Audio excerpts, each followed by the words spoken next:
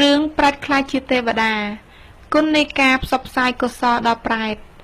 ក្នុងការកន្លងទៅហើយមានប្រែតមួយរូបអត់ឃ្លានអាហារច្រើនលានឆ្នាំតែនឹករលឹកញាតិមិត្តបងប្អូនជានិច្ចប៉ុន្តែពុំដែលបងប្អូនញាតិមិត្តណាឧទ្ទិសកុសលឲ្យម្ដងសោះថ្ងៃមួយមានឧបាសកម្នាក់ឈ្មោះវិទេហៈដេកនៅក្នុងខ្ទមស្រែចាំស្រូវក្នុងលង្កាទ្វីបស្រាប់តែប្រែតនោះទៅសុំអាហារបរិភោគដោយនឹករលឹកឃើញថាវិទេហៈឧបាសកនេះត្រូវជាសម្លាញ់របស់អញក្នុងជាតិមុនយូរអង្វែងណាស់ហើយវិទេហៈឧបាសកឮសំឡេងប្រែតស្រែកសុំអាហារបរិភោគដូច្នោះក៏សួរថាអ្នកជាអ្វីមកពីណាប្រែតប្រាប់ថាខ្ញុំជាសម្លាញ់ក្នុងជាតិដែលកន្លងទៅយូរអង្វែងណាស់ហើយខ្ញុំស្លាប់ពីជាតិមុនមកកើតជាប្រែតនៅក្នុងលង្កាទ្វីបនេះពុំដែលបានអាហារបរិភោគឡើយ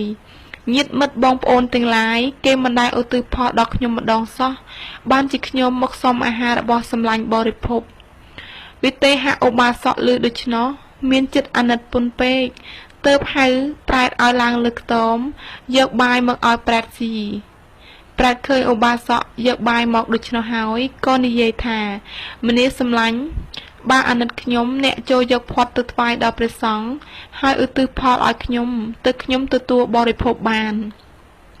លុះព្រឹកឡើងវិទេហៈឧបាសកបានចាត់ចែងថ្វាយផាត់ដល់ព្រះសង្ឃ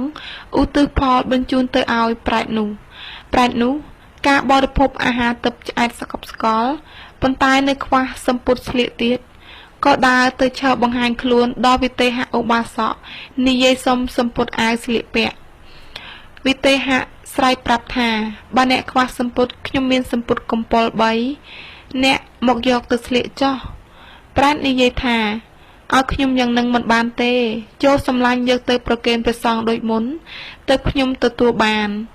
វិទេហៈឧបាសកក៏ចាត់ចែងយកសម្ពុតទៅប្រគេនព្រះសង្ឃសម្ពុតនោះក៏คล้ายទៅជាសម្ពុតទឹកកើតដល់ប្រែតនោះក្នុងវេលានោះប្រែតក៏คล้ายខ្លួនទៅជាទេវបុត្រដោយអំណាចកុសលដែលវិទេហៈឧទ្ទិសកុសលផ្សាយឲ្យប្រែតកាលបើបានคล้ายខ្លួនទៅជាទេវតាហើយក៏រលឹកដល់គុណរបស់វិទេហៈឧបាសកទើបដើរទៅបង្ហាញខ្លួនឲ្យនិយាយថាមនាសម្លាញ់អ្នកមានគុណលើរូបខ្ញុំច្រើនណាស់ខ្ញុំគ្មានអ្វីតបគុណសម្លាញ់ទេចូលសម្លាញ់ទៅកោះយកកំណប់ទ្រប3ក្អមនៅក្រោមដើមជ្រៃក្បែរស្រែអ្នកចោះព្រោះកំណប់នោះខ្ញុំឃើញយូរហើយគ្មានម្ចាស់ថែរក្សាទេវិទេហៈឧបាសកយកជាប់ទៅកាប់មើលឃើញជាកំណប់មែន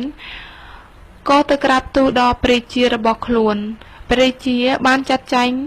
ឲ្យយករទេះទៅដឹកមកចាក់កលើមុខព្រះបរមរាជវាំងហើយទ្រង់តាំងឧបាសកនោះឲ្យធ្វើមហាសិទ្ធិគ្រប់គ្រងទ្រព្យសម្បត្តិរបស់ខ្លួនទៅឯប្រែតនោះមានប្រាសាទផុសឡើងនៅស្ថានត្រៃត្រឹងក៏ឡើងទៅនៅក្នុងស្ថានទេវលោកបរិបូរណ៍ដោយទឹកសិរីខ្ចាត់ផុតសេចក្តីតក្រគ្រប់យ៉ាងសូមអនុមោទនា